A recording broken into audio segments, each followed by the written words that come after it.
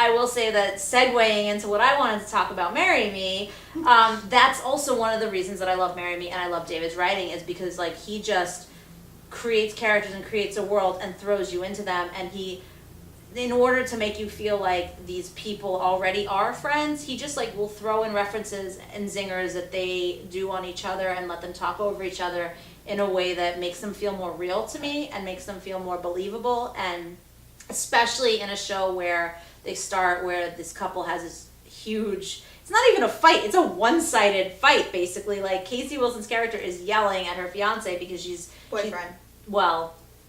Who becomes her fiance, but spoiler alert.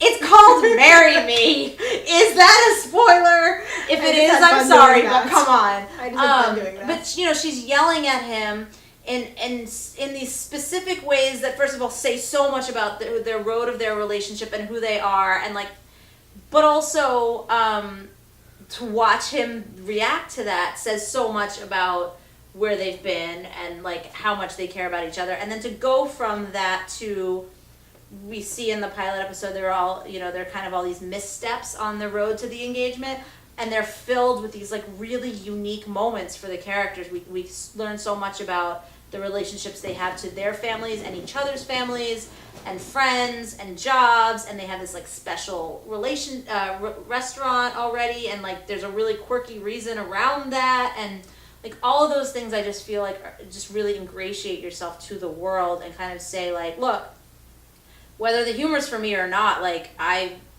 feel like these people exist, and to me that's a huge, huge bonus. And it's sad that it's a bonus, but like I just think that not enough comedies do that. I feel like so many comedies go broad and go, generic at the top to try to bring in a lot, as I mentioned in a previous podcast, just to bring in as many people as possible. But I also do, I genuinely do like these characters, and it is not just a Happy Endings 2.0, even though I would have been okay if it was, because I still miss Happy Endings, you guys. For me, this was one of the partial shows that I like, because I really feel like and maybe I'm not the audience they want for it, but at the same time I also feel like he'll take whoever he gets. Nobody cares. But I feel like I would enjoy this show more if I was less just generally mortified by the behavior that's displayed in the pilot. Like, when Casey Wilson's character is like losing her mind. It's a very specific... it's mortifying to me, and I'm just like, it's a very, very loud pilot, which I feel like if they tone it down like 3 notches... I can't imagine they will, I gotta be honest. But or if even like 1 or 2, I might stick with it longer. The only reason I say that is because, like... It's Casey. No, sometimes. Not just that it's Casey, like, Happy Endings in general, David, the loud, like the... But there's also more of a balance, I feel like. At times. Like, I feel even... everyone could be loud, but I don't feel like everyone was loud to the extent that... But the Marry Me pilot was? Everybody wasn't loud in Marry Me. She was very loud. No, but then everyone kind of escalated around it. But I feel like... Oh, I see. I feel like... I see. It's just like we talked about Stalker. I don't know, we're getting loud. I know we are getting loud. That's all I'm saying. Like, I just feel like that's... With certain groups, that's realistic. Like, you get passionate and you get loud, and like... I do think that is just him as a writer drawing from the people he knows. Right, but I don't think that you're going to get your 3 notches. But I also feel like because she was doing so many embarrassing, I don't want to be watching this thing. Okay.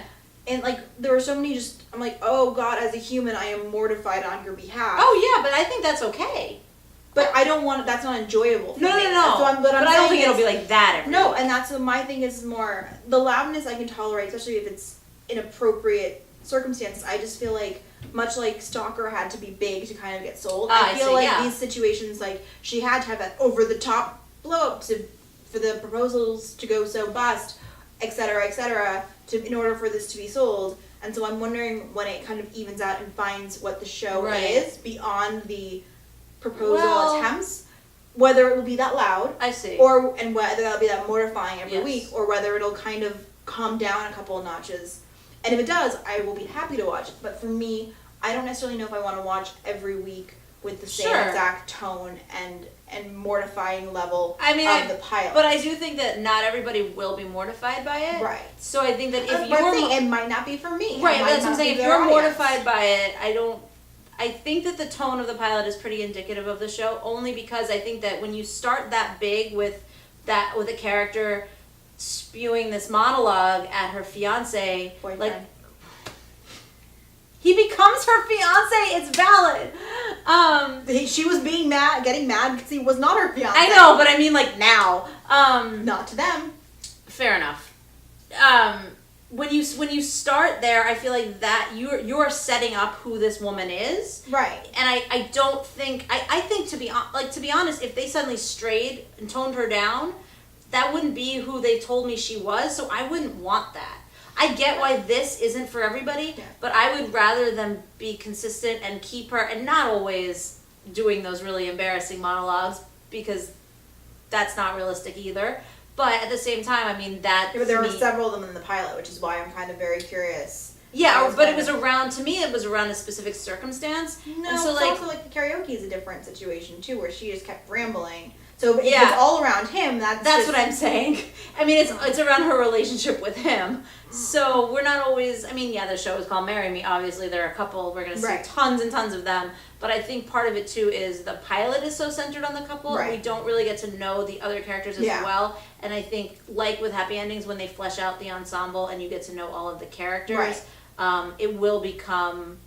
There will be other points of view and other levels of loudness to balance. Yeah. Like, Max was a very loud character, but he had people opposite him. So I'm curious to see how it ends up balancing out and what it ends up evening out to. And I'm not sure yet whether it'll be one that I stay with for the long term, but it's not one that I'm immediately writing off, because there are a couple of those. Yes. So that was our NBC chat. Hope you enjoyed. I'm Marisa at Marisa Rothman. Danielle at Danielle TBD. Bye. Bye.